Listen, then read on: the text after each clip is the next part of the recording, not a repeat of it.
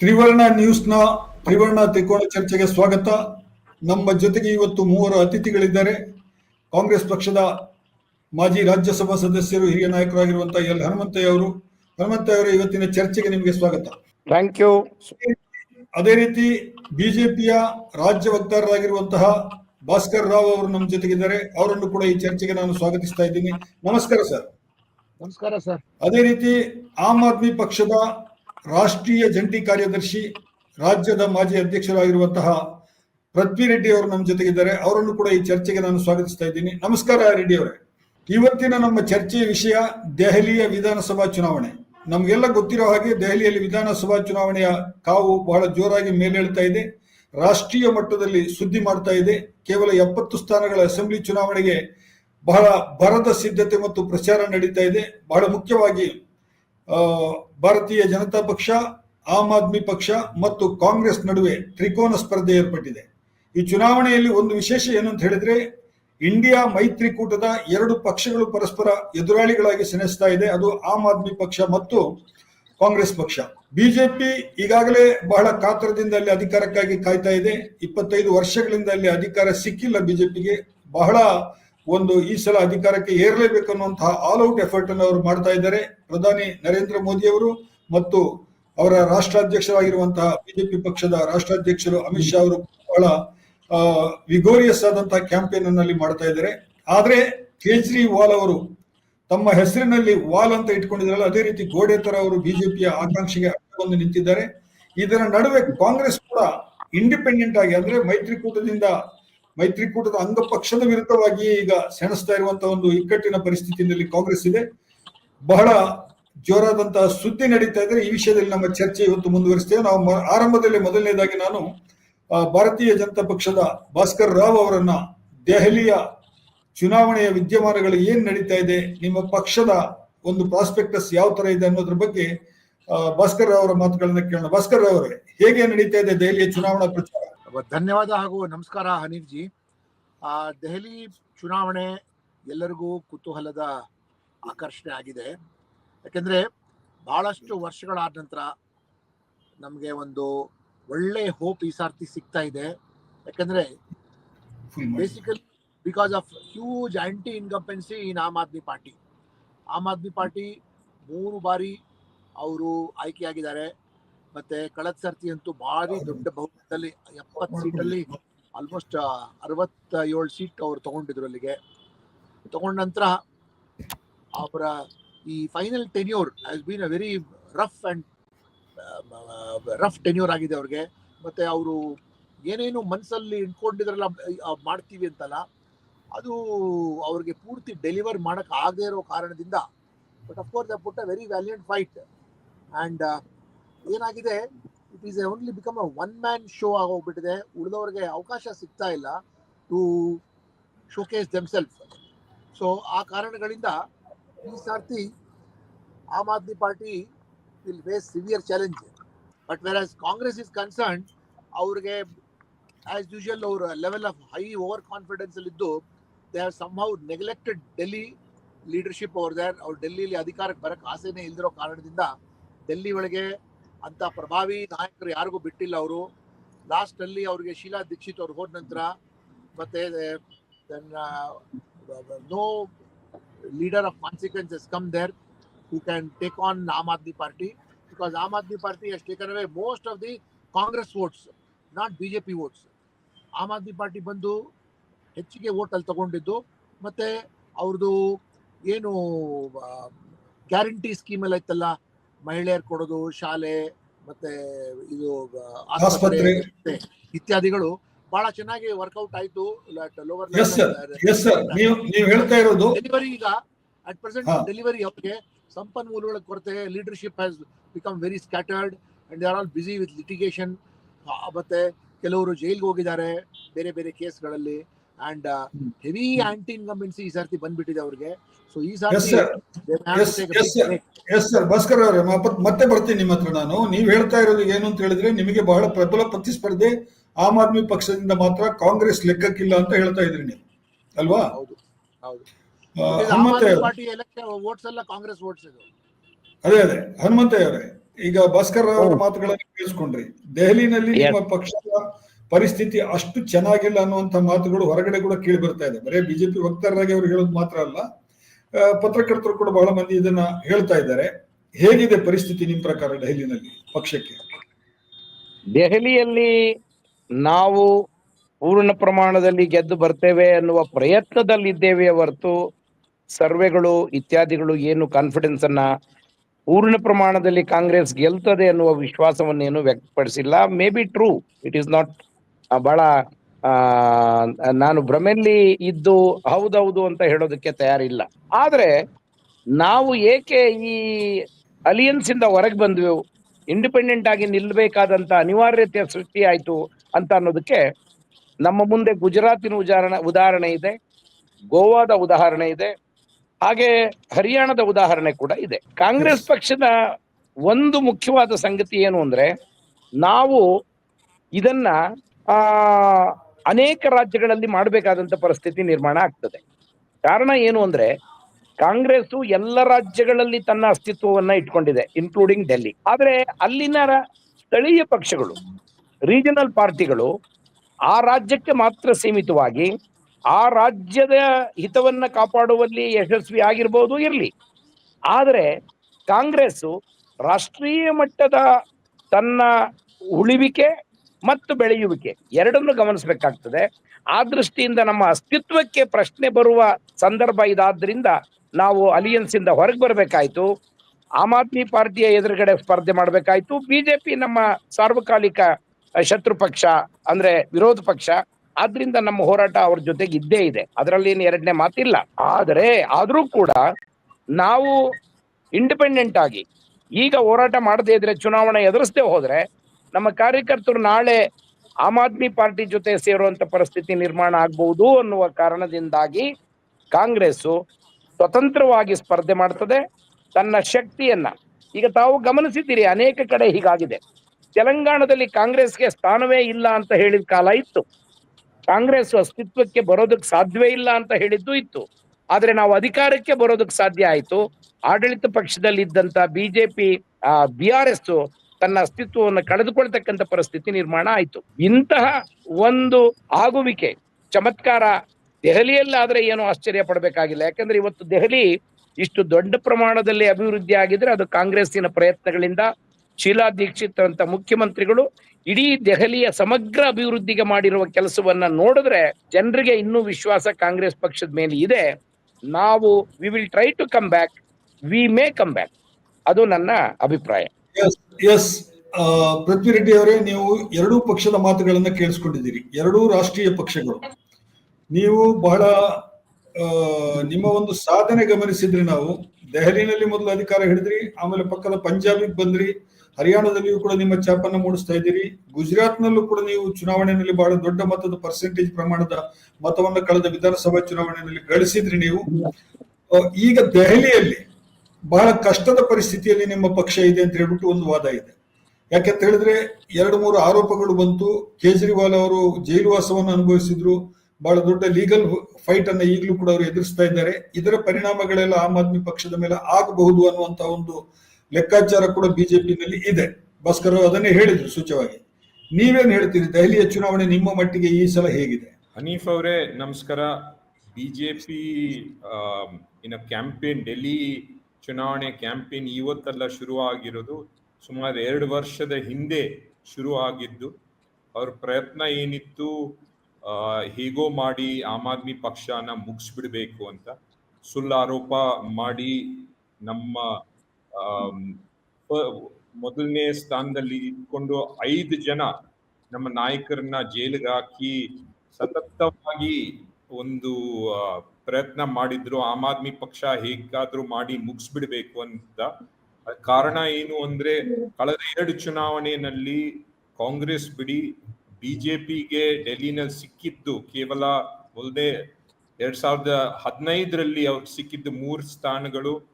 ಅದರ ನಂತರ 2020ರಲ್ಲಿ ಸಾಕಷ್ಟು ಪ್ರಯತ್ನ ಮಾಡಿದ್ದು ನಿಮ್ಗೆ ನೆನಪಿರ್ಬೋದು. ಸುಮಾರು 300 ಅಷ್ಟು MPs, ಕ್ಯಾಬಿನೆಟ್ ಮಿನಿಸ್ಟರ್ಗಳು 4 ರಾಜ್ಯ ಮುಖ್ಯಮಂತ್ರಿಗಳು ಅಲ್ಲಿ ಬಂದು ಪ್ರಚಾರ ಮಾಡಿದ ನಂತರನು ಅವ್ರು ಸಿಕ್ಕಿದ್ದು ಕೇವಲ 8 ಸ್ಥಾನ. ಅವ್ರಿಗೆ ಆಶ್ಚರ್ಯ, ಇವತ್ತು ಅಷ್ಟೆಲ್ಲ ತೊಂದರೆ ಕೊಟ್ಟಿದ ನಂತರನು ಇವತ್ತು ಆಮ್ ಆದ್ಮಿ ಪಕ್ಷ ಮುಗ್ದಿಲ್ಲ. ನಮ್ಮ ನಾಯಕರು ಆಚೆ ಬಂದು ಈಗ ಪ್ರಚಾರಕ್ಕೆ ಇಳಿದಿದ್ದಾರೆ. ಹೌದು, 2 ವರ್ಷದಲ್ಲಿ ಅವರು ಯಾವುದೂ ಒಂದು ಪ್ರಯತ್ನ ಇಲ್ಲ ನಮ್ಮನ್ನ ಮುಗಿಸ್ಲಿಕ್ಕೆ. ಆದರೆ ಇವತ್ತಿನ ದಿವಸ ಬಿಜೆಪಿನ ಪರಿಸ್ಥಿತಿ ನೋಡಿ, ಅವರಿಗೆ ಮುಖ್ಯಮಂತ್ರಿ ಮುಖ ಇಲ್ಲ, ಅವರಿಗೆ ಕ್ಯಾಂಡಿಡೇಟ್ಸ್ ಇನ್ನೂ ಕ್ಯಾಂಡಿಡೇಟ್ ಲಿಸ್ಟು ಅವರು ಅನೌನ್ಸ್ ಮಾಡಿಲ್ಲ. ಸುಮಾರು 45-50 ಬಂದು ನಿಂತೋಗಿದೆ. ಈ ಚುನಾವಣೆಗೆ ಏನು ವಿಷಯನೂ ಇಲ್ಲ ಅವರಿಗೆ. ಆಮ್ ಆದ್ಮಿ ಪಕ್ಷಕ್ಕೆ ಅಸಭ್ಯವಾಗಿ ಬೈದು ಸುಳ್ಳು ಪ್ರಚಾರ ಮಾಡೋದು ಬಿಟ್ರೆ ಅವ್ರಿಗೆ ಡೆಲ್ಲಿ ಜನತೆಗೆ ನಾವೇನು ಮಾಡ್ತೀವಿ ಅಂತ ಹೇಳ್ಕೊಳ್ಳಿಕ್ಕೆ ಅವ್ರಿಗೆ ಏನು ವಿಷಯನೇ ಇಲ್ಲ. ಆಶ್ಚರ್ಯದ ವಿಷಯ, ಇಷ್ಟು ವರ್ಷ ಆಮ್ ಆದ್ಮಿ ಪಕ್ಷ ಎಲ್ಲ ಫ್ರೀ ಕೊಟ್ಟು ಜನರನ್ನ ಕೆಡಿಸ್ತಾ ಇದ್ದಾರೆ ಅಂತ ಅವರು ಪ್ರಚಾರ ಮಾಡಿದ್ದಾರೆ. ಇವತ್ತಿನ ದಿವಸ ಡೆಲ್ಲಿ ಚುನಾವಣೆಗೆ ಬಂದಾಗ ಇಲ್ಲ, ಆಮ್ ಆದ್ಮಿ ಪಕ್ಷ ಮಾಡಿರೋ ಕೆಲಸ ಎಲ್ಲ ನಾವು ಮುಂದುವರಿಸ್ತೀವಿ, ಅವ್ರು ಕೊಟ್ಟಿರೋ ಗ್ಯಾರಂಟೀಸ್ ನಾವು ಮುಂದುವರಿಸ್ತೀವಿ ಅಂತ ಹೇಳ್ತಿದ್ದಾರೆ. ಕಾಂಗ್ರೆಸ್ ನನ್ನ ಅಭಿಪ್ರಾಯದಲ್ಲಿ ಡೆಲ್ಲಿನಲ್ಲಿ ಅವ್ರಿಗೆ ಇವತ್ತಿನ ದಿವಸ ಅಸ್ತಿತ್ವ ಇಲ್ಲ. ಕಳೆದ 2 ಚುನಾವಣೆಯಲ್ಲಿ 0 ಸೀಟ್ ಮಾತ್ರ ಅಲ್ಲ, ಅವ್ರು ಸಿಕ್ಕಿರೋದು ಸುಮಾರು ಒಂದು 5% ಅಷ್ಟು ವೋಟ್ ಮಾತ್ರ. ಆಮ್ ಆದ್ಮಿ ಕಾಂಗ್ರೆಸ್ ಹನುಮಂತಯ್ಯನವ್ರು ಹೇಳ್ತಾ ಇದ್ರು ಅವರ ಪರಮ ಶತ್ರು ಬಿಜೆಪಿ ಅಂತ. ಹಾಗಿದ್ದಿದ್ರೆ ಅವರು ಈ ಚುನಾವಣೆಯಲ್ಲಿ ಫೈಟ್ ಮಾಡಬಾರ್ದಾಗಿತ್ತು. ಕೇವಲ ಅವ್ರ ಪಕ್ಷನ ಉಳಿಸ್ಕೊಳ್ಳಿಕ್ಕೆ ಅವರು ಫೈಟ್ ಮಾಡ್ತಿರೋದು ಸರಿಗಿಲ್ಲ. ಕಾಂಗ್ರೆಸ್ ನಮ್ಗೆ ಆಶ್ಚರ್ಯ ಆಗ್ತಿರೋದು, ಬಿಜೆಪಿ ಹಾಡ್ತಿರೋ ಹಾಡಕ್ಕೆ ಇವತ್ತಿನ ದಿವಸ ರಾಹುಲ್ ಗಾಂಧಿ ಮತ್ತು ಕಾಂಗ್ರೆಸ್ ಅಭ್ಯರ್ಥಿಗಳು ತಾಳ ಹಾಕೊಂಡು ಕೂತಿದ್ದಾರೆ. ಅವ್ರದ್ದು ಕ್ಯಾಂಪೇನ್ ನೋಡಿ ಬಿಜೆಪಿ ಹೇಳ್ತಿರೋದು ಇವತ್ತು ಕಾಂಗ್ರೆಸ್ ಹೇಳ್ತಿದೆ. ಈಗ ಹನುಮಂತಯ್ಯವರೇ, ಅವರು ಹೇಳಿದ್ರಲ್ಲಿ ಒಂದು ಇಂಟ್ರೆಸ್ಟಿಂಗ್ ಪಾಯಿಂಟ್ ಇದೆ. ನೀವು ಇಂಡಿಯಾ ಒಕ್ಕೂಟದ 2 ಸದಸ್ಯರು, ನೀವು ಇಂಡಿಯಾ ಒಕ್ಕೂಟದ ಸದಸ್ಯರಾಗಿರುವಾಗ ನೀವು ಪರಸ್ಪರ ಈಗ ವಿರುದ್ಧ ಕಣ್ಣಕ್ಕೆ ಇಳಿದಿದ್ದೀರಿ. ನೀವು ಹೇಳ್ತಾ ಇದ್ದೀರಿ ರಾಜಕೀಯವಾಗಿ ಬಿಜೆಪಿ ನಿಮ್ಮ ಪರಮ ಶತ್ರು ಅಂತ, ಅವರು ಹೇಳ್ತಾ ಇದ್ದಾರೆ ರಾಜಕೀಯವಾಗಿ ಬಿಜೆಪಿಯೇ ನಮಗೆ ಪ್ರಮುಖ ಎದುರಾಳಿ ಅಂತ. ಇಬ್ರು ಕೂಡ ಬಿಜೆಪಿಯನ್ನು ಎದುರಿಸೋದಕ್ಕೆ ಹೊರಟಿದ್ದೀರಿ, ಪ್ರತ್ಯೇಕವಾಗಿ ನಿಂತಿದ್ದೀರಿ. ಈಗ ಇಂಡಿಯಾ ಒಕ್ಕೂಟದಲ್ಲಿ ಬಹುತೇಕ ಅಂಗ ಪಕ್ಷಗಳು ಇವತ್ತು ಆಮ್ ಆದ್ಮಿ ಪಕ್ಷಕ್ಕೆ ಬೆಂಬಲ ಘೋಷಿಸ್ತಾ ಇದೆ. ಈಗಾಗಲೇ ಶರದ್ ಪವಾರ್ ಆರಂಭದಲ್ಲಿ ಹೇಳಿದ್ರು, ಮಮತಾ ಬ್ಯಾನರ್ಜಿ ಅವರು ಹೇಳಿದ್ರು ದೆಹಲಿನಲ್ಲಿ ನಾವು ಆಮ್ ಆದ್ಮಿ ಪಕ್ಷದ ಅಭ್ಯರ್ಥಿ ಬೆಂಬಲಿಸ್ತೀವಿ ಅಂತ. ಆಮೇಲೆ ಒಮರ್ ಅಬ್ದುಲ್ಲಾ ಅವರು ಜಮ್ಮು ಕಾಶ್ಮೀರ ಅವರು ಕೂಡ ಹೇಳಿದ್ರು, ಅಲ್ಲಿಯ ಮುಖ್ಯಮಂತ್ರಿ. ಈಗ ನಿನ್ನೆನೋ ಮೊನ್ನೆನೋ ಅಖಿಲೇಶ್ ಯಾದವ್ ಅವರು ಕೂಡ ಸಮಾಜವಾದಿ ಪಕ್ಷದವರು, ನಿಮ್ಮ ಅಂಗ ಪಕ್ಷದಲ್ಲಿ ಬಹಳ ಇಂಪಾರ್ಟೆಂಟ್ ಯಾರೆಲ್ಲ ಇದ್ದಾರೆ ಅವರೆಲ್ಲರೂ ಕೂಡ ಈಗ ದೆಹಲಿನಲ್ಲಿ ಆಮ್ ಆದ್ಮಿ ಪಕ್ಷಕ್ಕೆ ಬೆಂಬಲ ಕೊಡ್ತಾ ಇದ್ದೀವಿ ಅಂತೇಳಿ ಬಹಳ ಸ್ಪಷ್ಟವಾಗಿ ಬಹಿರಂಗವಾಗಿ ಹೇಳಿದ್ದಾರೆ. ಕಾಂಗ್ರೆಸ್ನ ಸ್ಥಿತಿ ಏನಾಗಿದೆ ಇವತ್ತು? ಒಂದು, ದೆಹಲಿಯಲ್ಲಿ ನಮ್ಮ ಶಕ್ತಿ ಕುಂದಿದೆ ಅನ್ನೋದ್ರ ಬಗ್ಗೆ ಅನುಮಾನ ಇಲ್ಲ. ಆಮ್ ಆದ್ಮಿ ಪಾರ್ಟಿಯವರ ಕಾರ್ಯಕ್ರಮಗಳಿಗೆ ದೆಹಲಿಯ ಜನ ಮನ್ನಣೆಯನ್ನು ಕೊಟ್ಟು 2 ಬಾರಿ ಗೆಲ್ಸಿದ್ದಾರೆ. ಈ ಬಾರಿ ಅವ್ರ ಪರಿಸ್ಥಿತಿ ಅಷ್ಟು ಸಲೀಸಾಗಿ ಇಲ್ಲದೆ ಹೋದ್ರು ಗೆಲ್ತೀವಿ ಅನ್ನುವ ವಿಶ್ವಾಸದಲ್ಲಿ ಅವರು ಇದ್ದಾರೆ. ಇರ್ಲಿ, ಆದ್ರೆ ಬಿಜೆಪಿಯನ್ನು ಕೂಡ ಜನ ಅಲ್ಲಿ ನೋಡಿದ್ದಾರೆ. ಅವರು ಬಿಜೆಪಿಯನ್ನ ಬೆಂಬಲಿಸೋದಿಲ್ಲ. ಪಾರ್ಲಿಮೆಂಟ್ಗೆ 7 ಸೀಟುಗಳನ್ನು ಕೊಟ್ಟ ದೆಹಲಿಯ ಜನ ಅಸೆಂಬ್ಲಿಗೆ ಅವರಿಗೆ ಇಷ್ಟು ಕಡಿಮೆ ಮತಗಳನ್ನು ಯಾಕೆ ಕೊಡ್ತಿದ್ದಾರೆ? ಅಸೆಂಬ್ಲಿ ಮತ್ತು ದೆಹಲಿಯ ರಾಜ್ಯವನ್ನು ಆಳೋದಕ್ಕೆ ಬಿಜೆಪಿ ಯೋಗ್ಯವಾದ ಪಕ್ಷ ಅಲ್ಲ ಅನ್ನುವ ತೀರ್ಮಾನಕ್ಕೆ ಈಗಾಗಲೇ ಅವರು ಬಂದಿದ್ದಾರೆ. ಅದು ಬಿಡಿ. ಆದ್ರೆ ಕಾಂಗ್ರೆಸ್ ತನ್ನ ಅಸ್ತಿತ್ವವನ್ನು ಉಳಿಸಿಕೊಳ್ಳೋದು ಮೊದಲನೇ ಕೆಲಸ ನಮ್ಮದು ಆಸ್ ಎ ಪಾರ್ಟಿ, ಯಾವುದೇ ರಾಜ್ಯ ಇರಲಿ. ಆದ್ರೆ ಹಾಗಂತ ಹೌದು, ನಮ್ಮ ಅಲಿಯನ್ಸು ಪಾರ್ಲಿಮೆಂಟ್ ಚುನಾವಣೆಯಲ್ಲಿ ಕೇಜ್ರಿವಾಲ್ ಅವ್ರ ಜೊತೆ ನಾವು ಅಲಿಯನ್ಸ್ ಮಾಡ್ಕೊಂಡಿದ್ವಿ, ನೋ ಡೌಟ್ ಅಬೌಟ್ ಇಟ್. ಮತ್ತು ಎಲ್ಲ ಕಡೆಗೆ ನಮ್ಗೆ ಅವ್ರಿಗೆ ಬೆಂಬಲ ಮಾಡಿದ್ದಾರೆ, ನಾವು ಅವ್ರಿಗೂ ಬೆಂಬಲ ಮಾಡಿದ್ದೇವೆ, there is no doubt about it. ಆದ್ರೆ ಇವತ್ತಿನ ಪರಿಸ್ಥಿತಿಯ ಒಳಗೆ ಕಾಂಗ್ರೆಸ್ ಪಕ್ಷ ಮುಂದೆ ಅಧಿಕಾರಕ್ಕೆ ಬರಬೇಕು ಅಥವಾ ಆಡಳಿತವನ್ನ ನಡೆಸಬೇಕು, ಜನ ಮತ್ತೆ ಕಾಂಗ್ರೆಸ್ ಪಕ್ಷ ಖಂಡಿತವಾಗಿ ನಮ್ಮ ಹಿತವನ್ನು ಕಾಪಾಡ್ತದೆ ಅನ್ನುವ ವಿಶ್ವಾಸ ಬಂದ ಮೇಲೆ ನಾವು ಇರ್ಬೇಕಾದ್ರೆ ನಮ್ಮ ಕಾರ್ಯಕರ್ತರನ್ನ ಕಾಪಾಡ್ಕೊಳ್ಬೇಕು, ನಮ್ಮ ನಾಯಕರನ್ನ ಕಾಪಾಡ್ಕೊಳ್ಬೇಕು, ನಮ್ಮ ಪಕ್ಷದ ಸಿದ್ಧಾಂತವನ್ನ ಹೇಳುವ ಅವಕಾಶವನ್ನ ನಾವು ಉಳಿಸ್ಕೊಳ್ಬೇಕು. ಈ ಎಲ್ಲ ಕಾರಣಗಳಿಂದ ಕಾಂಗ್ರೆಸ್ ಸ್ಪರ್ಧೆ ಮಾಡಲೇಬೇಕಾಗಿದೆ, ಮಾಡ್ತಾ ಇದ್ದೇವೆ. ಆದ್ರೆ ಒಂದು ಮೈತ್ರಿ ಧರ್ಮ ಅಂತ ಇದೆಯಲ್ಲ, ಇಂಡಿಯಾ ಒಕ್ಕೂಟದಲ್ಲಿ ನಿಮ್ದು ರಾಷ್ಟ್ರೀಯ ಪಕ್ಷ, ನಿಮ್ಮ ಒಕ್ಕೂಟವನ್ನು ಬಲಪಡಿಸುವುದೇ ಪ್ರಾದೇಶಿಕ ಪಕ್ಷಗಳು. ಹಾಗಿರುವಾಗ ಹೌದು. ಪ್ರಾದೇಶಿಕ ಪಕ್ಷಗಳ ಹಿತಾಸಕ್ತಿಯನ್ನು ಕೂಡ ನೀವು ಗಮನಿಸಬೇಕಲ್ವ, ಅವರಿಗೆ ಅವಕಾಶ ಜಾಸ್ತಿ ಕೊಡ್ಬೇಕಲ್ವ ನೀವು. ಇಲ್ಲ, ಸಹಜವಾಗಿ ಪ್ರಾದೇಶಿಕ ಹಿತಾಸಕ್ತಿಯನ್ನ ಕಾಪಾಡೋದ್ರಲ್ಲಿ ನಾವು ಯಾವ ಕಾರಣದಿಂದ ಹಿಂದೆ ಬಿದ್ದಿಲ್ಲ.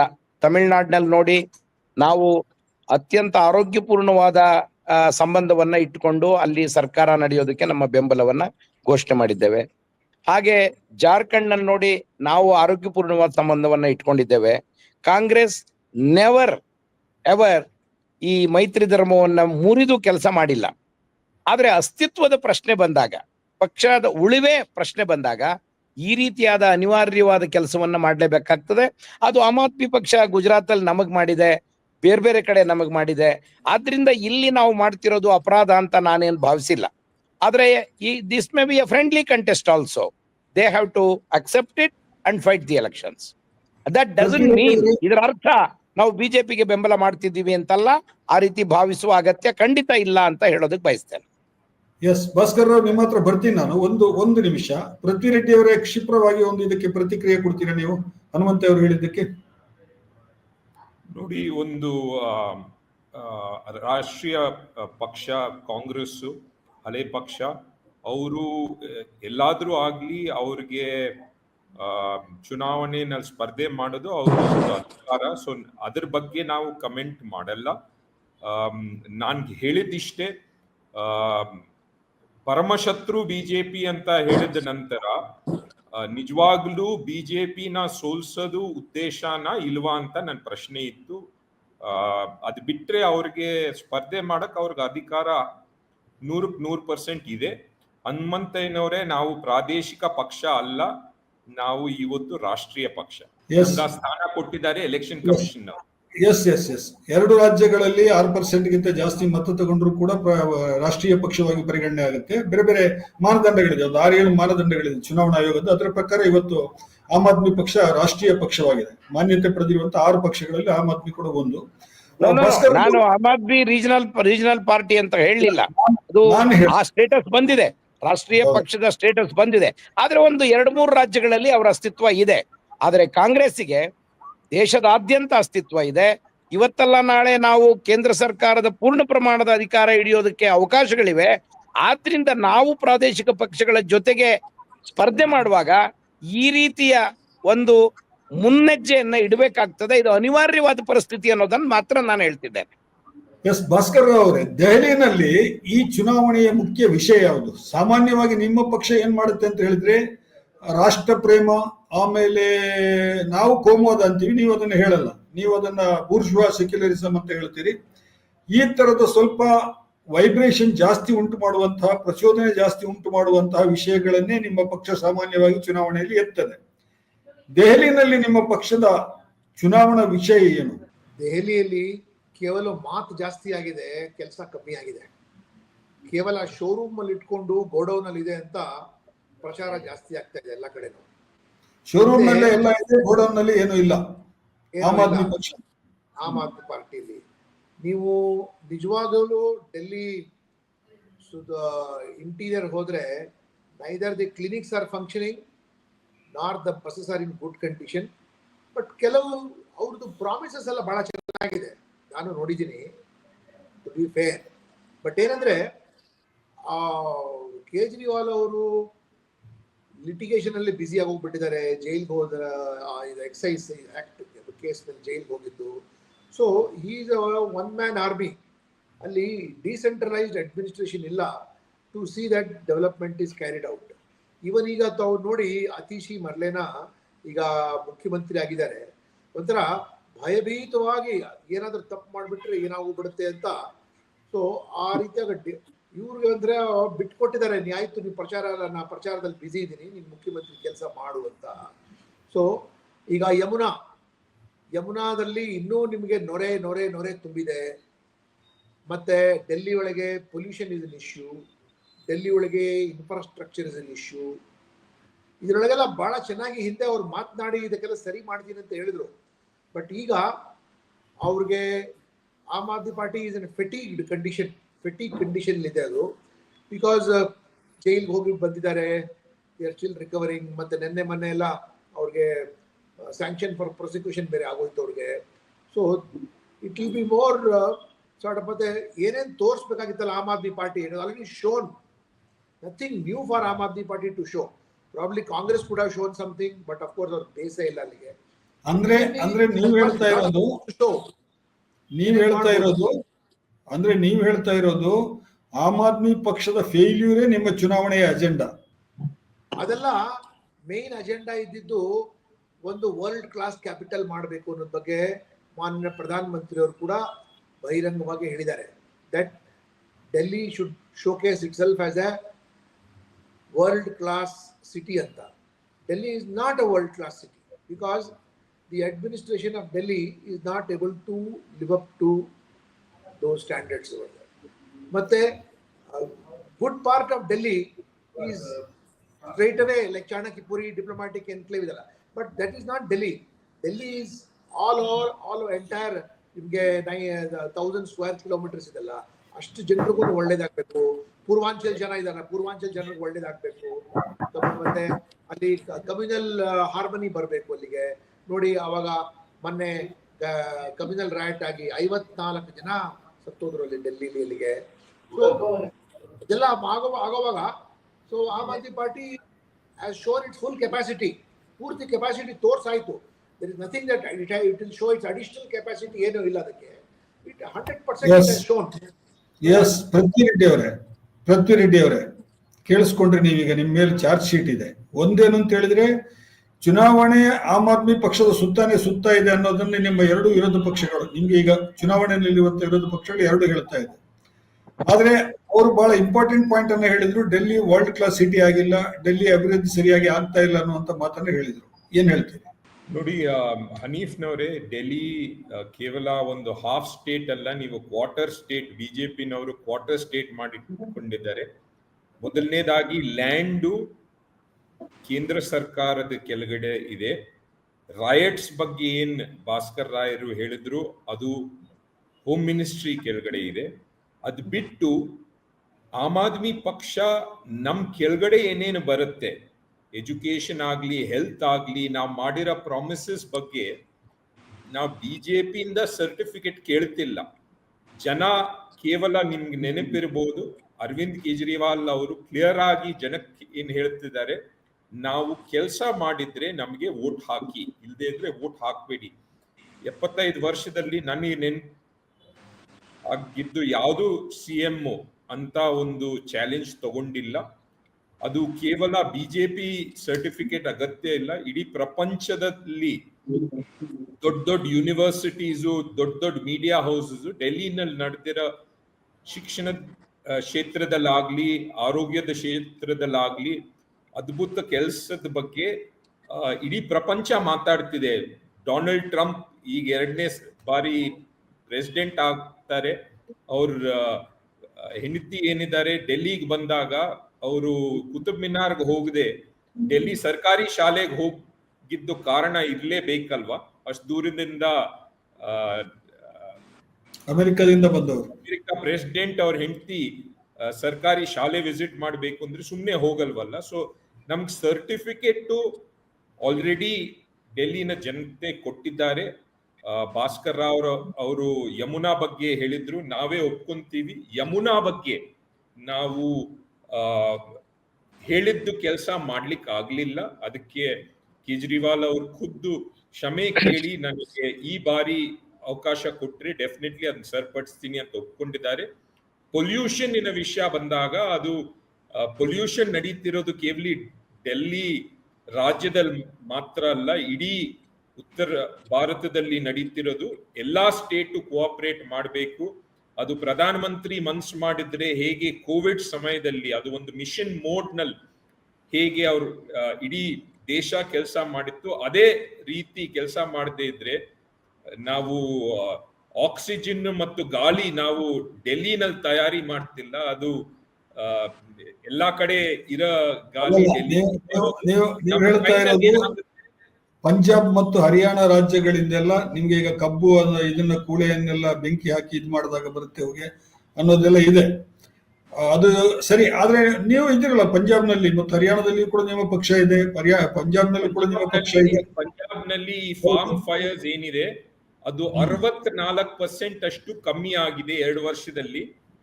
ಡೆಲ್ಲಿನಲ್ಲಿ ನಾವು ನಮ್ಮ ಕೈನಲ್ಲಿ ಏನೇನು ಇದೆ, ಎಲೆಕ್ಟ್ರಿಸಿಟಿ ಥರ್ಮಲ್ ಪ್ಲಾಂಟ್ಸ್ ನಾವು ಮುಚ್ಚಿ ಹಾಕಿದ್ದೀವಿ. ಡೀಸೆಲ್ ಜನರೇಟರ್ಸ್ ಜಾಸ್ತಿ ಪವರ್ ಕಟ್ ಕಾರಣ ಸಾಕಷ್ಟು ಡೀಸೆಲ್ ಜನರೇಟರ್ಸ್ ಇತ್ತು, ಅದನ್ನ ನಾವು ನಿಲ್ಸಿದ್ದೀವಿ. ಎಲೆಕ್ಟ್ರಿಕ್ ಬಸ್ಸಸ್ ಈಗಾಗಲೇ ಇಡೀ ದೇಶದಲ್ಲಿ ಅತಿ ಹೆಚ್ಚು ಎಲೆಕ್ಟ್ರಿಕ್ ಬಸ್ಸಸ್ 2000 ಅಷ್ಟು ಬಸ್ಸಸ್ ಡೆಲ್ಲಿನಲ್ಲಿ ಎಲೆಕ್ಟ್ರಿಕ್ ಬಸ್ಸಸ್ ನಡೀತಾ ಇದ್ದಾವೆ. ನಾವು ಆಲ್ರೆಡಿ ಇನ್ನೊಂದು 6000 ಡೆಲ್ಲಿ ಎಲೆಕ್ಟ್ರಿಕ್ ಬಸ್ಸಸ್ ಆರ್ಡರ್ ಮಾಡಿದ್ದೀವಿ. ಸೊ ಡೆಲ್ಲಿನಲ್ಲಿ ಎರಡು ಸ್ಕೀಮ್ ಇದೆ, ಒಂದು ಫ್ಲೇಮ್ ಸ್ಕೀಮ್ ಅಂತ ಇದೆ, ಮತ್ತೆ E bus. Both of them are coming from government of India. Only ಒಂದು ಪಾರ್ಷಿಯಲ್ ಫಂಡಿಂಗ್ ಮಾತ್ರ ಸ್ಟೇಟ್ ಗವರ್ಮೆಂಟ್ ಇಂದ ಹೋಗುತ್ತೆ. But Karnataka also has got electric buses, ತಮಿಳುನಾಡುಗೂ ಸಿಕ್ಕಿದೆ. It's a ministry of road transport and ministry of heavy industries ಇದೆಲ್ಲ ಅವ್ರದ್ದು initiative ಅದು. So actually if you see the DTC buses ನೀವು ಶುರು ಮಾಡಿದ್ರಿ ಟಾಟಾ ಬಸ್ಸಸ್ ತಗೊಂಡು, but of course those buses were left as it is. But the electric buses ತಾವು ಹೇಳ್ತಾ ಇದ್ರಲ್ಲ, those are all government of India initiatives. Kindly check. ಈ FAME scheme ಅಲ್ಲಿ ಬಂದಿರೋದು ಮತ್ತೆ ಈ ಬಸ್ ಅಲ್ಲಿ ಬಂದಿರೋದು. ಭಾಸ್ಕರ ಅವರೇ, ಯಾವ ಸ್ಕೀಮ್ ನಲ್ಲಿ ಬಂದಿದೆ ಅದು ಮುಖ್ಯ ಅಲ್ಲ. ನಾನು ಹೇಳ್ತಿರೋದು ಅತಿ ಹೆಚ್ಚು ಎಲೆಕ್ಟ್ರಿಕ್ ಬಸ್ಸಸ್ ದೇಶದಲ್ಲಿ ಅತಿ ಹೆಚ್ಚು ಸರ್ಕಾರ ಕೊಟ್ಟಿದ್ದು. ಸರ್, ಕೇಂದ್ರ ಸರ್ಕಾರಕ್ಕೂ ಒಂದು ವೆಸ್ಟೆಡ್ ಇಂಟ್ರೆಸ್ಟ್ ಇದೆ to see that the show is good in Delhi. So ಎಷ್ಟು ಸಾಧ್ಯವಾದಷ್ಟು ಆಗುತ್ತೆ. But the local government, Delhi government ನಿಮಗೆ ಗೊತ್ತಿದೆ, it is not a full fledged government. You have no control over land, you have no control over law and order, but definitely you have got a control over the environment of law and order. Law and order environment ಮೇಲೆ ನಿಮಗೆ control ಇದೆ. Like for example the courts are all under your jurisdiction over there. See, ಶುರು ಮಾಡಿದ್ರಿ ನೀವು ವಕೀಲರಿಗೆ ಮತ್ತೆ quick disposal. It began but it stopped. I don't know why it stopped over there, because being a police officer I know, actually I was very excited that quick disposal of case ಆಗುತ್ತೆ, but it stopped there itself over there. ಜನರಿಗೆ ಏನ್ ಬೇಕು, that charge sheet ಆಗಿರೋ case ಬೇಗ ಅದಕ್ಕೆ ಸುನವಾಯಿ ಬೇಗ hearing ಆಗ್ಬಿಟ್ಟು ಮುಗಿಸ್ಬಿಡ್ಬೇಕು ಅಂತ ಶುರು ಮಾಡಿದ್ದು correct. 2020 you started very well, but in between leadership did not get divided and diffused. On account of that ನೀವು ಯಮುನಾದಾಗ ನೀವೇ ಒಪ್ಕೊಳ್ತಾ ಇದ್ದೀರಾ, as well as Kejriwal ಅವರೇ ಒಪ್ಕೊಂಡಿದ್ದಾರೆ. There is a great opportunity which was frittered away. That is one. Yes. Number two, Delhi Jal board ಅಲ್ಲಿ ಆಗಿರೋ ಸಮಸ್ಯೆಗಳು, it could not be defended. Whatever decisions you took, you could not defend the Delhi Jal Board's decision. And Delhi Jal Board ಗೆ ಆಗಿರೋ ಅನಾಹುತಗಳು ಇತ್ಯಾದಿಗಳು ನೀವೇನ್ ಕೆಲಸ ಮಾಡಿದ್ರೆ, why you could not defend yourself over there? Because you are Yes. not able to supply water, you are not able Yes. to. Third thing, that huge mountains of sewage, ಇದೆಲ್ಲ garbage, which Kejriwal Saheb ಹೇಳಿದ್ರಲ್ಲ ನಾನು clear ಮಾಡಿಬಿಡ್ತೀನಿ ಅಂತ, that also could not be cleared. ಅದು ನಿಮಗೆ ಅಂಬಾಲಾಗ್ ಹೋಗೋ ರೋಡಲ್ಲಿ ದೊಡ್ಡ ಬೆಟ್ಟಗಳು, 3 ಬೆಟ್ಟ ಇದೆ, ಗಾರ್ಬೇಜ್ ಬೆಟ್ಟ. So we are optimistic that ಆ ಬೆಟ್ಟ ನೀವು ಕ್ಲಿಯರ್ ಮಾಡ್ತೀರಾ ಅಂತ. ಬರೀ ಬೆಂಕಿ ಹಚ್ಚೋದು ಬಿಟ್ರೆ ಆಗಿಲ್ಲ. Fourth thing is that sewage treatment plants. How many sewage treatment plants were you able to start, though construction started so briskly? As a result, ಏನಾಗಿದೆ, ಎಸ್ ಭಾಸ್ಕರ್ ಅವರೇ, ಪ್ರಾಮಿನೆಂಟ್ ಆಗಿ ನ್ಯೂ ಡೆಲ್ಲಿ ಒಳಗೆ ಎಲ್ಲಿ ಕೇಜ್ರಿವಾಲ್ ಅವರು ಕಂಟೆಸ್ಟ್ ಮಾಡ್ತಾರಲ್ಲ, you got all choked drains as well as choked ನಿಮಗೆ ಇದು ನಾಲಗಳಿದೆ. So ಅದರಿಂದ ಏನಾಗ್ತಾ ಇದೆ, ಬೆಂಗಳೂರಲ್ಲಿ ಆಗುವಂತ ಸಮಸ್ಯೆಗಳು, ಬೆಂಗಳೂರಲ್ಲಿ ಏನಾಗುತ್ತೆ, ಮಳೆ ಬಂದ್ರೆ ನೀರು ತುಂಬೋಗುತ್ತೆ. ಸೊ ಡೆಲ್ಲಿ ಒಳಗೆ ಸ್ವಲ್ಪ ಮಳೆ ಬಂದ್ರೂ it is completely waterlogged. And yes Bhaskar, ಒಂದು ನಿಮಿಷ, ಅವರು system came to a grinding halt because Delhi is a capital city. You cannot afford to have waterlogging in Delhi, and you cannot say that ಅದನ್ನ ಹತ್ರ ಇಲ್ಲ, ಇದು ನಮ್ಮ ಹತ್ರ ಇಲ್ಲ ಅಂತ. ಸೊ ಅರ್ಬನ್ ಗವರ್ನೆನ್ಸ್ ಅಲ್ಲಿ ಬಹಳಷ್ಟು ಸಮಸ್ಯೆಗಳು ನಿಮಗೆ ಬಂದಿದೆ to handle. Thank you. Yes ಬಹಳ ಒಂದು ಒಳ್ಳೆ ಡಿಸ್ಕಷನ್ ನಡೀತಾ ಇದೆ ಹನುಮಂತ ಅವರೇ. ಸಾಮಾನ್ಯವಾಗಿ ಟಿವಿಗಳಲ್ಲೆಲ್ಲ ಈ ತರ ನಡೆಯಲ್ಲ. ನಾವೆಲ್ಲ ಎಲ್ಲ ರಾಜಕಾರಣಿಗಳು ಹೇಳ್ತಾರೆ ಅಭಿವೃದ್ಧಿ ಮೇಲೆ ಚರ್ಚೆ ನಡೀಬೇಕು ಅಂತ ಹೇಳುವಂತದ್ದು, ಅದು ಇಲ್ಲಿ ನಡೀತಾ ಇದೆ. ನನಗೆ ಬಹಳ ಖುಷಿ ಆಯ್ತು. ಚುನಾವಣೆಯ ಚರ್ಚೆ ಹೀಗೆ ಇರಬೇಕು. ಎಸ್ ಪೃಥ್ವಿರೆಡ್ಡಿ ಅವರೇ, ಏನು ಉತ್ತರ ಹೇಳ್ತಾ ಇದ್ದೀರಿ ಅದಕ್ಕೆ? ಭಾಸ್ಕರ್ ರಾವ್ ಅವರು ರೇಸ್ ಮಾಡಿದ ಪ್ರತಿಯೊಂದು ಪ್ರಶ್ನೆಗೇನು ನಾನು ಉತ್ತರ ಕೊಡ್ತೀನಿ. ಮೊದಲನೇದಾಗಿ ಅವರು ಲಾಸ್ಟ್ ನಲ್ಲಿ ಹೇಳ್ತಿದ್ದು ಡೆಲ್ಲಿನ ಡ್ರೈನ್ಸ್ ನ ವ್ಯವಸ್ಥೆ. ಭಾಸ್ಕರ್ ರಾವ್ ಅವ್ರಿಗೆ ಸಾಕಷ್ಟು ಅನುಭವ ಇದೆ. ಸುಮಾರು 40% ಅಷ್ಟು ಡೆಲ್ಲಿನಲ್ಲಿ ಅನ್ಆಥರೈಸ್ಡ್ ಕಾಲನೀಸ್ ಇದಾವೆ ಅಂತ ಅವ್ರು ತಿಳಿದಿದೆ. ಅನ್ಆಥರೈಸ್ಡ್ ಕಾಲನಿ ಅಂದ್ರೆ ಅಲ್ಲಿ ರಸ್ತೆ ಇಲ್ಲ, ಚರಂಡಿ ಇಲ್ಲ, ನೀರಿನ ವ್ಯವಸ್ಥೆ ಇಲ್ಲ. ಅದನ್ನ ಸರಿಪಡಿಸ್ಲಿಕ್ಕೆ ನಮ್ಮ ಕೈನಲ್ಲಿ ಇನ್ನೂ ಆಗಿಲ್ಲ. ಈ ಡ್ರೈನೇಜ್ ಏನಿದೆ, ಈ ಡೆಲ್ಲಿನ 40% ನಲ್ಲಿ ಡ್ರೈನೇಜೇ ಇರ್ಲಿಲ್ಲ. ಸರಿಯಾಗಿದ್ಯೋ ಇಲ್ವೋ, ಬೆಂಗಳೂರಿನಲ್ಲಿ ಸರಿಯಾಗಿದ್ಯೋ ಇಲ್ವೋ ಅಂತ ಚರ್ಚೆ ಮಾಡಬೇಕು. ಅಲ್ಲಿ ಇದ್ದೇ ಇರ್ಲಿಲ್ಲ. ಅದನ್ನ ನಾವೀಗ ಕನೆಕ್ಟ್ ಮಾಡಿ ಸುಮಾರು ನೀರಿನ ವಿಷಯ ಬಂದ್ರೆ 5,000 ಕಿಲೋಮೀಟರ್ ಅಷ್ಟು ಪೈಪ್ ಲೈನ್ ಹಾಕಿದ್ದೀವಿ. ಇಂಥ ಜಾಗದಲ್ಲಿ ಪೈಪ್ ಲೈನ್ ಇರ್ಲಿಲ್ಲ. ನೀರು ಅವರಿಗೆ ಕೇವಲ ಟ್ಯಾಂಕರ್ಸ್ ಮೂಲಕ ಸಿಕ್ತಿತ್ತು.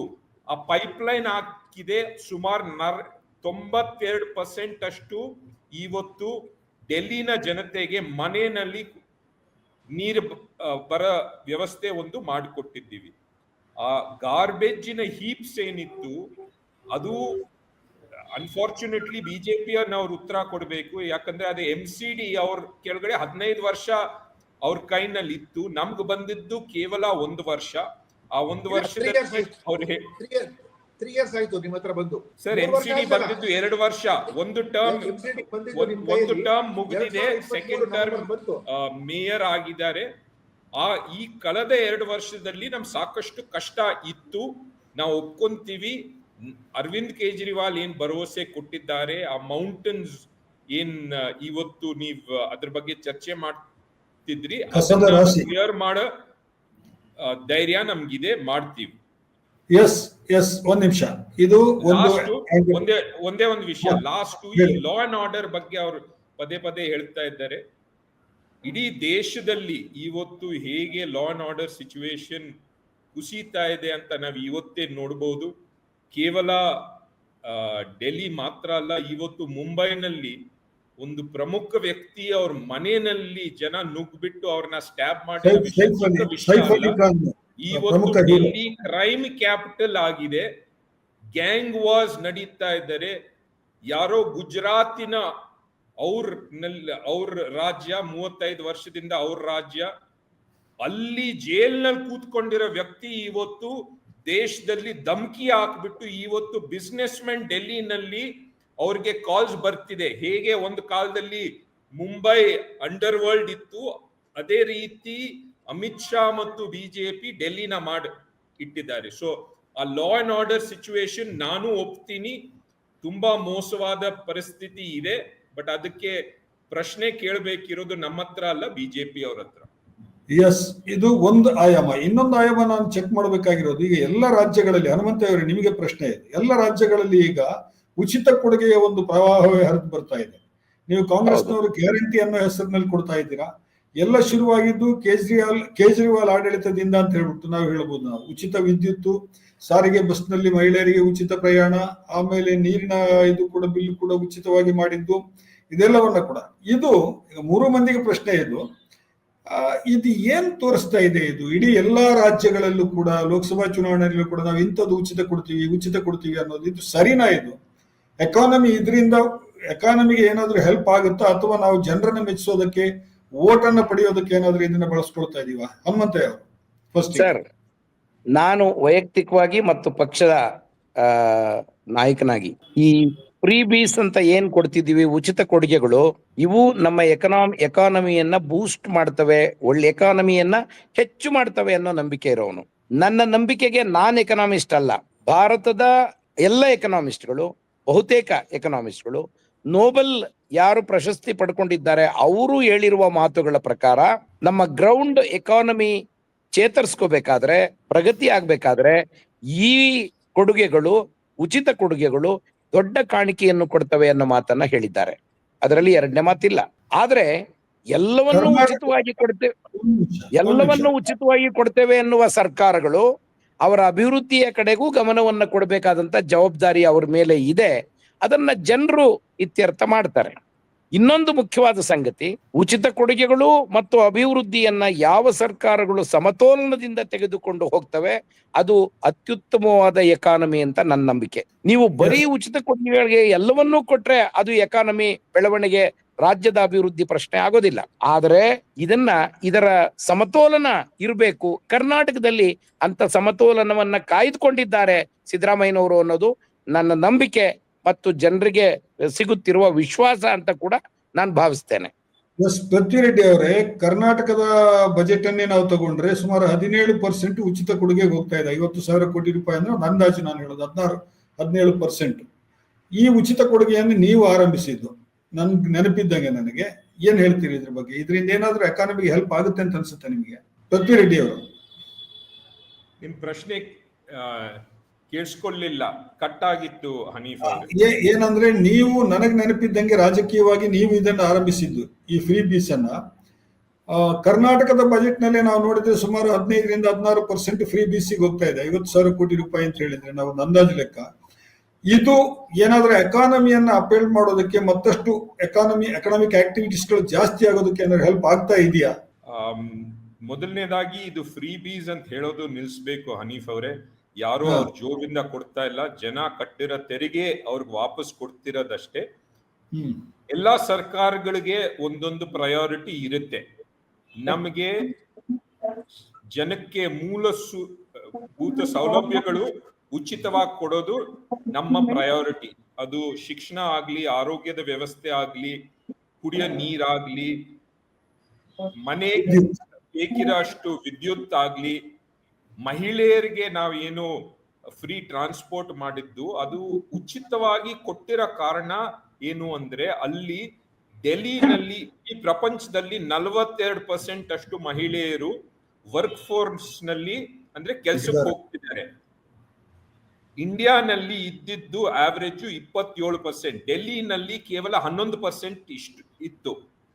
ನಾವು ನಿಜವಾಗ್ಲೂ ಎಕನಾಮಿ ಬೂಸ್ಟ್ ಮಾಡಬೇಕು, ಫ್ಯಾಮಿಲಿ ಇನ್ಕಮ್ ಡಬಲ್ ಮಾಡಬೇಕು ಅಂದ್ರೆ, ಡಬಲ್ ಇನ್ಕಮ್ ಫ್ಯಾಮಿಲೀಸ್ ಮಾಡಿದ್ರೆ ಆಟೋಮ್ಯಾಟಿಕ್ಲಿ ಹನುಮಂತಯ್ಯನವ್ರು ಹೇಳಿದ ತರ ಎಕಾನಮಿ ಬೂಸ್ಟ್ ಆಗುತ್ತೆ. ಸೊ ಆ ಕಾರಣಕ್ಕೆ ನಾವು ಅವರಿಗೆ ಫ್ರೀ ಟ್ರಾನ್ಸ್ಪೋರ್ಟ್ ಕೊಟ್ಟಿದ್ದು. ನಾವು ಮತದಾರರಿಗೋಸ್ಕರ ಈ ಒಂದು ಕಾರ್ಯಕ್ರಮ ಮಾಡಿದ್ದು. ಕಾಂಗ್ರೆಸ್ ಮಾಡಿರೋದು ಆ ಕಾರ್ಯಕ್ರಮದಲ್ಲಿ ತಪ್ಪೇನು ಅಂದ್ರೆ, ಮಹಿಳೆಯರು ಕೆಲ್ಸಕ್ಕೋಸ್ಕರ ಓಡಾಡ್ಲಿ, ಅವ್ರಿಗೆ ಒಂದು ಸಬಲೀಕರಣ ನಡೀಲಿ ಅಂತೆಲ್ಲ ಮಾಡಿರೋದು ಕೇವಲ ಮತಕ್ಕೋಸ್ಕರ. ಈಗ ಯಾರು ಅದನ್ನ ಕೆಲ್ಸಕ್ಕೆ ಹೋಗಿ ಆ ಎಕಾನಮಿ ಬೂಸ್ಟ್ ಮಾಡ್ಲಿಕ್ಕೆ ಹೋಗ್ತಿಲ್ಲ. ಅವ್ರು ಓಡಾಡ್ತಿರೋದು ಸುಮ್ನೆ ಯಾರನ್ನೋ ವಿಸಿಟ್ ಮಾಡೋದು, ದೇವಸ್ಥಾನಕ್ಕೆ ಹೋಗೋದು, ಒಂದು ಮದುವೆಗೆ ಹೋಗೋದು, ನೆಂಟರನ್ನ ನೋಡ್ಕೊಂಡು ಬರಕ್ ಹೋಗೋದಕ್ಕೆ ಓಡಾಡ್ತಿದ್ದಾರೆ ಹೊರತು, ಆ ಕಾರಣಕ್ಕೋಸ್ಕರ ಈಗ ಗಂಡಸರ ಮೇಲೆ 15% ಜಾಸ್ತಿ ಮಾಡಿದ್ದಾರೆ. ಅಂದ್ರೆ ಒಂದು ಕೈನಲ್ಲಿ ಕೊಡೋದು, ಎರಡು ಕೈನಲ್ಲಿ ಈಸ್ಕೊಳೋದು. ಸೊ ಗ್ಯಾರಂಟಿ ಕಾಪಿ ಪೃಥ್ವಿರೆಡ್ಡಿ ಅವರೇ, ಅಲ್ಲಿ ಕರ್ನಾಟಕದಕ್ಕೂ ದೆಹಲಿದಕ್ಕೂ ಏನ್ ವ್ಯತ್ಯಾಸ ಇದೆ? ಟ್ರಾನ್ಸ್ಪೋರ್ಟ್ ನಲ್ಲಿ ಉಚಿತ ಕೊಟ್ಟಿರೋದಕ್ಕೆ ನೀವು ಕೊಟ್ಟಿರೋದು ಅದೇ ತಾನೇ? ವ್ಯತ್ಯಾಸ ಇದೆ ಹೇಳ್ತಿರೋದು. ಮಹಿಳೆಯರಿಗೆ ನಗರದ ಒಳಗಡೆ ಓಡಾಡಕ್ಕೆ ನೀವು ಅದನ್ನ ವ್ಯವಸ್ಥೆ ಮಾಡಿದ್ರೆ, ಕರ್ನಾಟಕದಲ್ಲಿ ಕೆಲಸ ಮಹಿಳೆಯರಿಗೆ ನೀವು ಉಚಿತವಾಗಿ ಮಾಡಿ, ಸುಮ್ನೆ ಓಡಾಡ್ಲಿಕ್ಕೆ ನೀವು ಉಚಿತವಾಗಿ ಮಾಡಿದ್ರೆ ಅದು ಏನು ಪ್ರಯೋಜನ ಇಲ್ಲ. ಸೊ ಕಾಪಿ ಮಾಡಿ, ಮೇನ್ ನಾವು ಮಾಡಿರೋದು ಆರೋಗ್ಯ ಮತ್ತು ಶಿಕ್ಷಣ ಇದರಲ್ಲಿ ಫ್ರೀ ಕೊಟ್ಟಿರೋದು. ಅದು ಕಾಂಗ್ರೆಸ್ ಮಾಡಿಲ್ಲ. ಮುಂಚೆಯಿಂದ ಏನಂತೀರಾ, ಎಜುಕೇಶನ್ ಸೆಕ್ಟರ್ ನೆಗ್ಲೆಕ್ಟ್ ಆಗ್ಬಿಟ್ಟು ಇವತ್ತು ಕಾಲೇಜ್ ಆಗ್ಲಿ, ಸ್ಕೂಲ್ಸ್ ಆಗ್ಲಿ, ನಮ್ಮ ರಾಜ್ಯದಲ್ಲಿ ಅದನ್ನ ನಡೆಸ್ತಿರೋದು ಯಾವ ರಾಜಕೀಯ ವ್ಯಕ್ತಿಗಳು. ಆ ಕಾರಣಕ್ಕೆ ಯಾವತ್ತು ನಮ್ಮ ರಾಜ್ಯದಲ್ಲಿ ಸರ್ಕಾರಿ ಆಸ್ಪತ್ರೆ ಮತ್ತು ಸರ್ಕಾರಿ ಶಾಲೆ ಯಾವತ್ತು ಇವ್ರಿಗೆ ಸರಿಪಡಿಸ್ಲಿಕ್ಕೆ ಇವ್ರ ಕೈನಲ್ಲಿ ಆಗಲ್ಲ. ಒಂದು ಪ್ರಶ್ನೆ, ದೆಹಲಿಯ ಒಟ್ಟು ಬಜೆಟ್ ನಲ್ಲಿ ಈ ಉಚಿತ ಕೊಡುಗೆ ಬೇಡ, ಗ್ಯಾರಂಟಿನ ಇನ್ನೇನೋ ನೀವೇನು ಒದಗಿಸ್ತಾ ಇದ್ದೀರಿ, ಇದು ಎಷ್ಟು % ಇದೆ ಬಜೆಟ್ ನಲ್ಲಿ ಈಗ? ಅದರ ಕೇವಲ ಶಿಕ್ಷಣ ಮತ್ತು ಆರೋಗ್ಯದ ಮೇಲೆ ನಾವು 40% ಅಷ್ಟು ಖರ್ಚು ಮಾಡ್ತಿದ್ದೀವಿ ಬಜೆಟ್ ನಲ್ಲಿ. 40% ಶಿಕ್ಷಣ ಮತ್ತು ಆರೋಗ್ಯ. ಇಡೀ ಪ್ರಪಂಚದಲ್ಲಿ ಬೇರೆ ಇಂಡಿಯಾ ಆವರೇಜ್ ಸುಮಾರು 12ರಿಂದ 18% ಇವೆರಡು ಸೆಕ್ಟರ್ ನಲ್ಲಿ ಖರ್ಚು ಮಾಡ್ತಿರೋದು ರಾಜ್ಯ ಸರ್ಕಾರಗಳು. ಆದ್ರೆ ಇಡೀ ಪ್ರಪಂಚದಲ್ಲಿ ನೋಡಿದ್ರೆ, ಡೆವಲಪ್ಡ್ ನೇಷನ್ಸ್ ನೋಡಿ, ಡೆವಲಪ್ಡ್ ನೇಷನ್ಸ್ ನಲ್ಲಿ ಸ್ಕೂಲ್ ಎಜುಕೇಶನ್ ಮತ್ತು ಹೆಲ್ತ್ ಕೇರ್ ನಲ್ಲಿ ಯಾರು ಬಿಲ್ ಕಟ್ತಾರೆ? ನಮ್ ದೇಶದಲ್ಲಿ ಏನಾದ್ರೂ ಒಂದು ರೋಗ ಬಂದ್ರೆ, ಕಾಯಿಲೆ ಬಂದ್ರೆ, ಆಸ್ಪತ್ರೆಯಲ್ಲಿ ನಿಮಗೆ ಆ ರೋಗದಿಂದ ಸಾಯ್ದೇ ಇದ್ರೆ ಜನ ಆ ಬಿಲ್ ಕಟ್ಟೋದ್ರಲ್ಲಿ ಸಾಯ್ತಿದ್ದಾರೆ. ಇವತ್ತು ಅತಿ ಬಡವರು ಬೀದಿ ವ್ಯಾಪಾರನಲ್ಲಿ ವ್ಯಾಪಾರ ಮಾಡ್ತಿರೋರ್ಗೆ ಅವ್ರ ಮಕ್ಕಳನ್ನ ಒದ್ದಾಡಿ ಪ್ರೈವೇಟ್ ಶಾಲೆಗೆ ಕಳಿಸ್ತಿದ್ದಾರೆ. ಅದು ಯಾಕೆ? ಎಸ್, ಗೊತ್ತಾಯ್ತು. ಒಂದ್ ನಿಮಿಷ. ಬಂದ ನಂತರ ಡಿಫರೆಂಟ್ ಮಾಡೆಲ್. ಹಳೆ ಕತೆ ಅಷ್ಟೇ. ಅನಿಲ್ಜಿ, ಇಟ್ಸ್ ಎ ಡೆಲ್ಲಿ ಅಡ್ಮಿನಿಸ್ಟ್ರೇಷನ್ ಇದೆಲ್ಲ, it's A totally different model.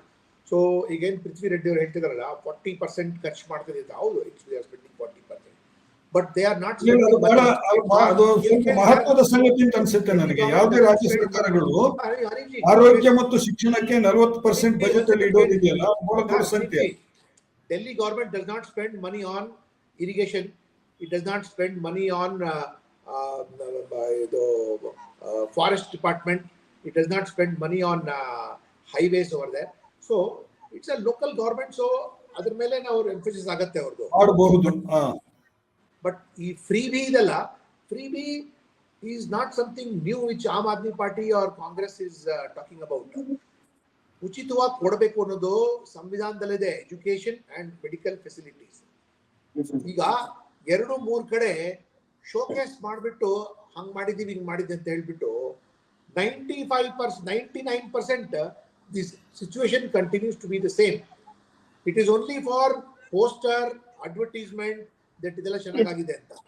But if you really go beyond it, ನಾನು ಡೆಲ್ಲಿಲಿ ವಸಂತ್ ಕುಂಜ್ ಅಂತ ಜಾಗ ಇದೆ, ಅಲ್ಲಿಗೆ ಹೋಗಿದ್ದೀನಿ ನಾನು.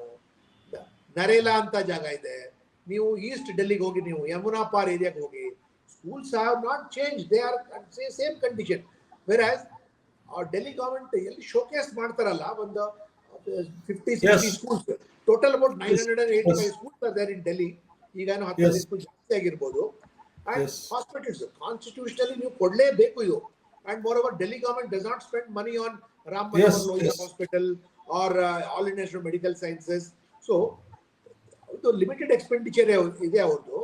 ಬಟ್ ಏನಂದ್ರೆ ಎಕ್ಸ್ಪೆಂಡಿಚರ್ ಮಾಡಿದ ನಂತರನು it is implementation is the biggest problem.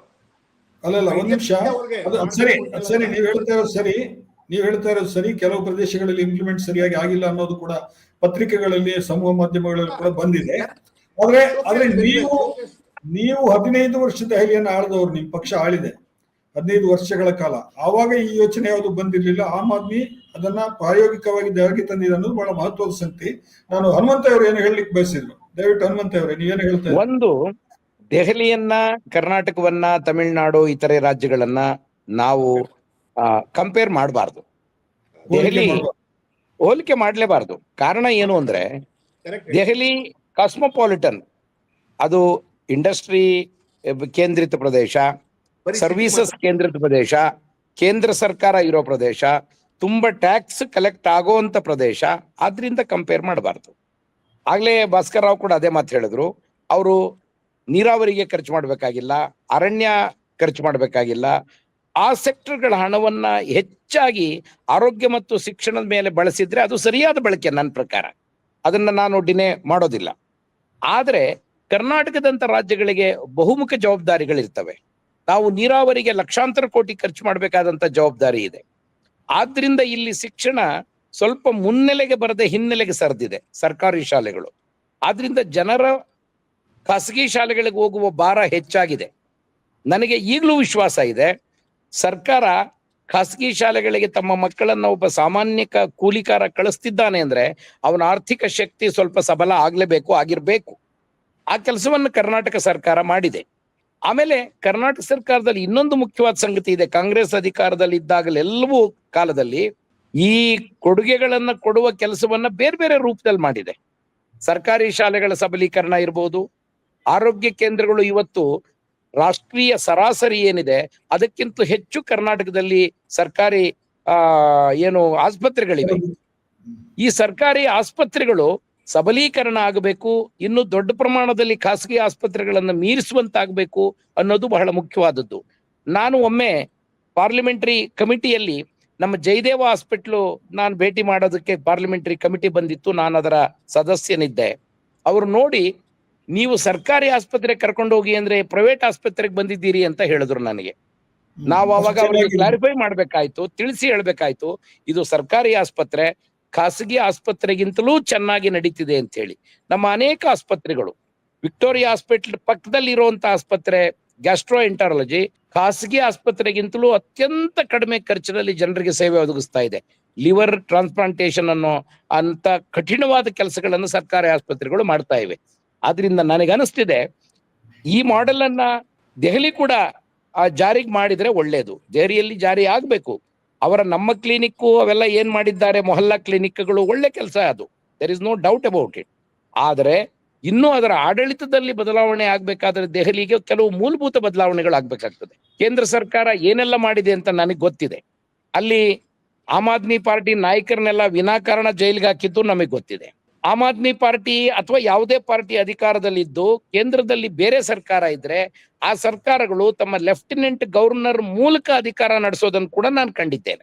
ಆದ್ರಿಂದ ಈಗ ಹೇಳ್ತಿರೋದು ಇಂಥ ಕೆಲವು ಮೂಲಭೂತ ಬದಲಾವಣೆಗಳ ಕಡೆಗೆ ದೆಹಲಿ ಸರ್ಕಾರವನ್ನ ಸಬಲೀಕರಣ ಮಾಡಬೇಕು ಅಂದ್ರೆ ಯೋಚನೆ ಮಾಡಬೇಕಾದದ್ದು ಅತ್ಯಂತ ಅಗತ್ಯ ಇದೆ.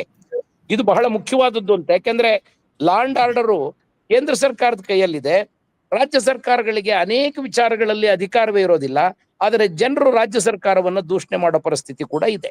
ಈ ಸಮನ್ವಯ ಕೇಂದ್ರ ಮತ್ತು ರಾಜ್ಯದ ನಡುವೆ ಬರಬೇಕು ಅಂದ್ರೆ ನಮ್ಮ ಪಕ್ಷದ ಅಧಿಕಾರವೇ ಇರಬೇಕು ಅಂತ ಆಗಬಾರ್ದು. ಯಾವುದೇ ಪಕ್ಷ ಇದ್ರೆ ಆಡಳಿತವನ್ನ ಸುಸಜ್ಜಿತವಾಗಿ ಆರೋಗ್ಯಪೂರ್ಣವಾಗಿ ನಡೆಸಬೇಕು ಅಂತ ಆದ್ರೆ ಆ ಸರ್ಕಾರಗಳು ನ್ಯಾಯೋಚಿತವಾಗಿ ಸಂವಿಧಾನದತ್ತವಾಗಿ ಕೊಡಬೇಕಾದ ಅಧಿಕಾರವನ್ನ ಕೊಡ್ಬೇಕು. ಅದು ಆಗ್ಬೇಕು ಅನ್ನೋದು ನನ್ನ ನಿರೀಕ್ಷೆ. Hanif ji, one more point, important. Armante ಹೇಳಿದ್ದು ಕೆಲವು I agree with some point. See, Sheila Dikshit ಅವರು ಬಹಳ ಯಶಸ್ವಿ ಮುಖ್ಯಮಂತ್ರಿ ಆಗಿದ್ರು. ಅವರು ತುಂಬಾ ಅಭಿವೃದ್ಧಿ ತಂದಂತ ಮುಖ್ಯಮಂತ್ರಿ ಅವರು. ಕೇಂದ್ರದಲ್ಲಿ ಅವಾಗ ಯಾರ ಸರ್ಕಾರ ಇತ್ತು? ಬಿಜೆಪಿ ಸರ್ಕಾರ ಇತ್ತು. ಕೆಲವು ಸರ್ತಿ ಕಾಂಗ್ರೆಸ್ ಇತ್ತು, ಬಿಜೆಪಿ ಇತ್ತು. ಎರಡು ಕಾಲದಲ್ಲಿ ಕೆಲಸ ಮಾಡಿದ್ದಾರೆ ಅವರು. 15 ವರ್ಷ ಮಾಡಿದ್ದಾರೆ. ಎರಡು ಕಾಲದಲ್ಲಿ ಕೆಲಸ ಮಾಡಿದ್ದಾರೆ. ಕಾಂಗ್ರೆಸ್ ಮತ್ತು ಬಿಜೆಪಿ ಎರಡೂ ಕಾಲದಲ್ಲಿ ಕೆಲಸ ಮಾಡಿದ್ದಾರೆ ಅವರು.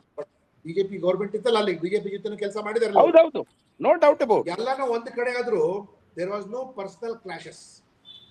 Exactly. Bhaskar Rao ji, one second. It was Vajpayee's government. It was not Modi's government. And Modi's government, Vajpayee ಅವರ ಗವರ್ಮೆಂಟಿನ ಆಡಳಿತವನ್ನ ಕೊಡೋದ್ರಲ್ಲಿ ಯಾವ ಪ್ಯಾರಾಮೀಟರ್ ಅಲ್ಲೂ ಟ್ಯಾಲಿ ಆಗೋದಿಲ್ಲ. This is my clear opinion. ನೀವೇನಾದ್ರೂ ಹೇಳಿ. BJP government sir, we are talking BJP government. So ಅದಕ್ಕೆ yes sir ಇರ್ಲಿ. ನಾವು ಒಂದು ಕೊನೆ ಹಂತಕ್ಕೆ ಬಂದಿದ್ದೀವಿ. ಅಲ್ಲಿ ಆ ಸರ್ಕಾರ ಇರೋ ಸಮಯದಲ್ಲಿ she never felt uncomfortable over there. And Sheila Dikshit ಅವರು ಮತ್ತೆ ಕೇಂದ್ರ ಸರ್ಕಾರದಲ್ಲಿ ವೈಯಕ್ತಿಕ ಸಂಬಂಧಗಳು ಬಹಳ ಚೆನ್ನಾಗಿತ್ತು. ವೈಯಕ್ತಿಕ ಸಂಬಂಧಗಳು ತುಂಬಾ ಚೆನ್ನಾಗಿತ್ತು. ಅದರಿಂದ ಕೆಲವು ಸರ್ತಿ ವೈಯಕ್ತಿಕ ಸಂಬಂಧ ಇವರಿಗೆ ಮಾಡ್ಲಿಕ್ಕೆ ಬಿಡಬಲ್ಲ. ವೈಯಕ್ತಿಕ ಸಂಬಂಧವನ್ನ ಕೇಜ್ರಿವಾಲ್ ಅವರಿಗೆ ಮನಸ್ಸಿದೆ. ಅಲ್ಲ, ಅವರು ಒಂದು ಕಾಲದಲ್ಲಿ ನಿಮ್ ಕ್ಯಾಂಪೇನ್ಲೇ ಬಂದವರು, ಬಿಜೆಪಿ ಕ್ಯಾಂಪೇನ್ಲೇ ಬಂದವರು. ಅವರು ಯಾವಾಗಲೂ ಪೊಲ್ಯೂಷನ್ ಕೋರ್ಸ್ ಸಂಬಂಧನೇ ಬೆಳೆಸ್ಲಿಕ್ಕೆ ಬಿಡಬಲ್ಲ ನೀವು ಅವರಿಗೆ. ಪೊಲ್ಯೂಷನ್ ಕೋರ್ಸ್ ಅಲ್ಲೇ ಇದ್ರೆ because of your personality the people are suffering. People suffer. ಈಗ ಅಂತಿಮ ಹಂತಕ್ಕೆ ಬಂದಿದ್ದೀವಿ ನಾವು ಚರ್ಚೆದ್ದು. ಸರ್ ಒಂದ್ ನಿಮಿಷ, ಇದಾಯ್ತು, ಬಹಳ ಚೆನ್ನಾಗಿರೋ ಚರ್ಚೆ ಆಯ್ತು ಡೆವಲಪ್ಮೆಂಟ್ ಸಂಬಂಧಿಸಿದ್ದು. ಒಂದ್ ನಿಮಿಷ ಸರ್, ಭಾಸ್ಕರ್ ಸರ್, ಒಂದ್ ನಿಮಿಷ. Sheila Dikshit never allowed the people of. ನಿಮಗೆ ಒಂದು ಪ್ರಶ್ನೆ ಇದೆ ಭಾಸ್ಕರ್ ಅವರಿಗೆ, ಒಂದು ಪ್ರಶ್ನೆ ಇದೆ ಭಾಸ್ಕರ್ ಅವರಿಗೆ. ಈ ಪ್ರಶ್ನೆ ಇದು, ಈ ದೆಹಲಿಯ ವಿದ್ಯಮಾನ ಏನಿದೆ ಈಗ, ಇಂಡಿಯಾ ಒಕ್ಕೂಟದಲ್ಲಿ ವಿಭಜನೆ ಆಗಿದೆ.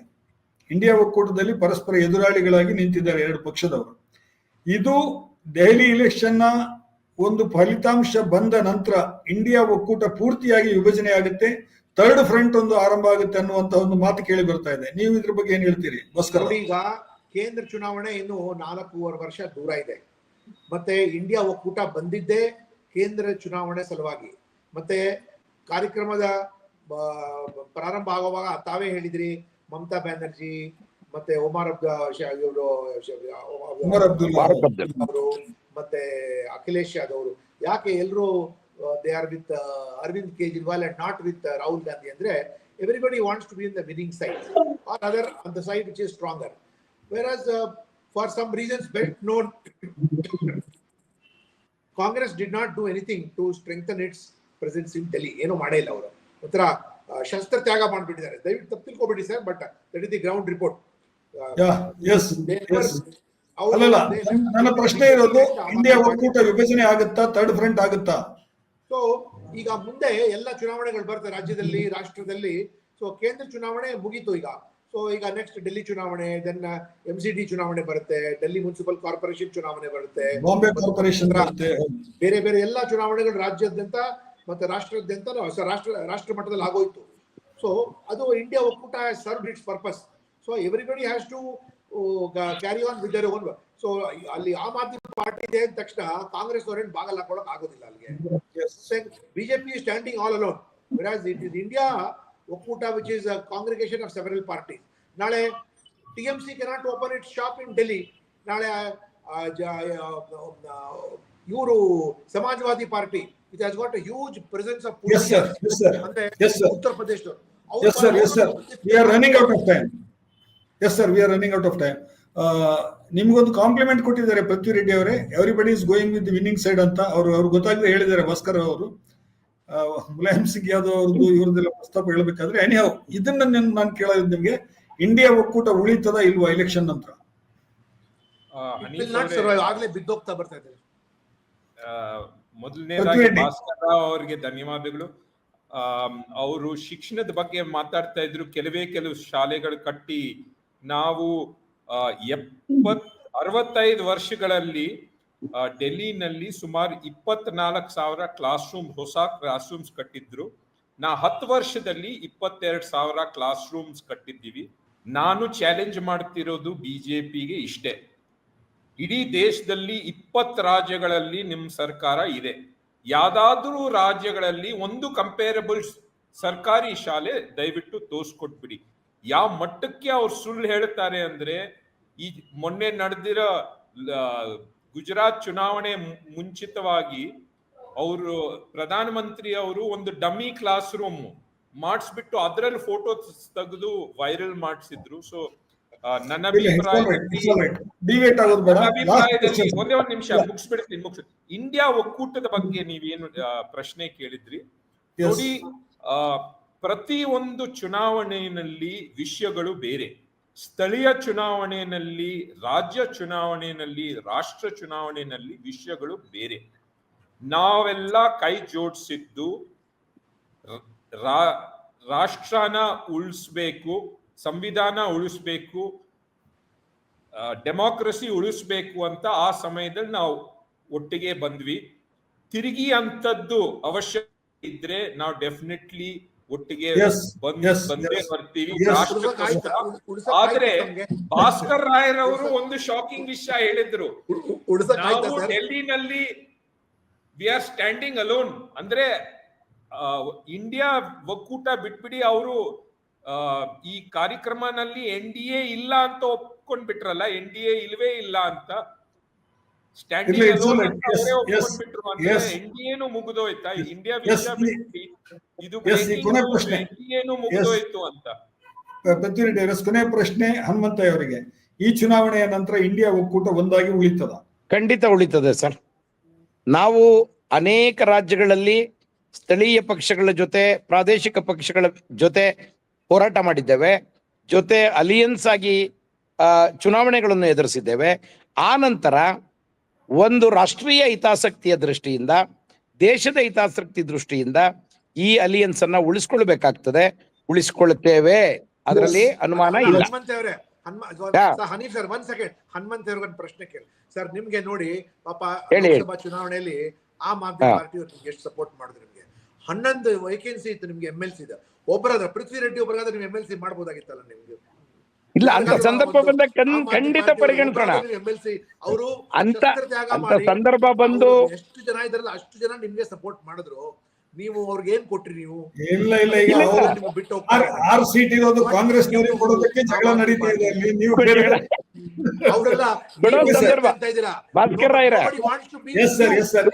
ಪೃಥ್ವಿ ರೆಡ್ಡಿ ಅವರಿಗೆ ಕೊಡ್ಬೇಕು ಅನ್ನೋ ಸಂದರ್ಭ ಬಂದ್ರೆ ಖಂಡಿತ ಪರಿಗಣಿಸ್ತೇವೆ. Don't worry. ಎಸ್ ಸರ್, ಇದಾಗಿತ್ತು. ಇದಾಗಿತ್ತು ನಮ್ಮ ಇವತ್ತಿನ ಚರ್ಚೆ. ದೆಹಲಿ ವಿಧಾನಸಭಾ ಚುನಾವಣೆಯಲ್ಲಿ ಏನ್ ನಡೀತಾ ಇದೆ, ವಿಧಾನಸಭಾ ಚುನಾವಣೆಯ ಅಜೆಂಡಾಗಳೇನು, ಯಾವ ಪಕ್ಷ ಏನನ್ನ ಹೇಳಲಿಕ್ಕೆ ಪ್ರಯತ್ನಿಸ್ತಾ ಅನ್ನುವಂತ ಒಂದು ನಾವು ಈ ಚಿತ್ರವನ್ನ ಈ ಚರ್ಚೆನಲ್ಲಿ ನಾವು ಕೊಟ್ಟಿದ್ದೀವಿ.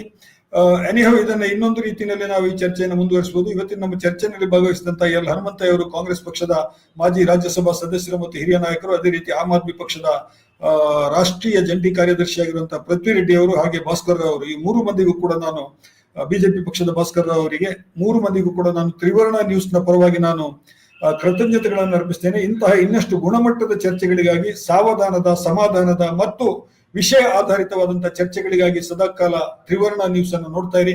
ನಮಸ್ಕಾರ.